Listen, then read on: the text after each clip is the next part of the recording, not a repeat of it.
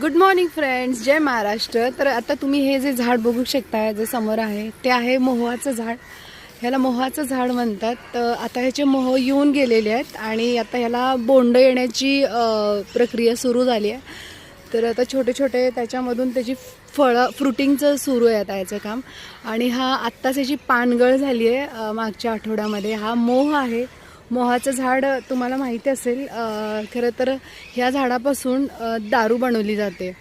आदिवासी पाड्यातली माणसं ह्या आता नाही आहेत असे पांढऱ्या कलरचे असे ह्याची फळं असतात जी खाली पडतात गळून।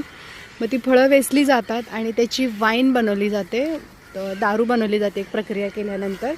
तर असं म्हणतात की मोहाची फळं जर प्राणी पण खातात तर त्यांना पण नशा येते। तर हे आहे मोहाचं झाड।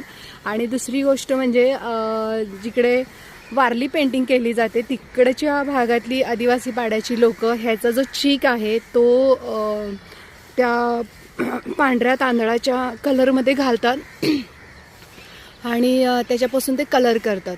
हे आम्हाला माहिती, आम्हाला तिथे गेल्यानंतर कळली होती। पण ओव्हरऑल मोहाचं झाड हे खूप औषधी आहे आणि हे इतकं सुंदर दिसतं ना दिसायला। म्हणजे आम्ही नेहमीच इकडे येते योगा करायला, पण रोज ह्याचं एक नवीन नवीन रूप पाहायला मिळतं। आणि नक्कीच जेव्हा झाडांची पानगळ होते आणि सुंदर सुंदर त्यांना नवीन पानं यायला लागतात, तर तेव्हा खरंच इतकं त्याचं सुंदर एक रूप आहे ना। असं म्हटलं चला आज ह्या झाडाची तुम्हाला एक माहिती द्यावी।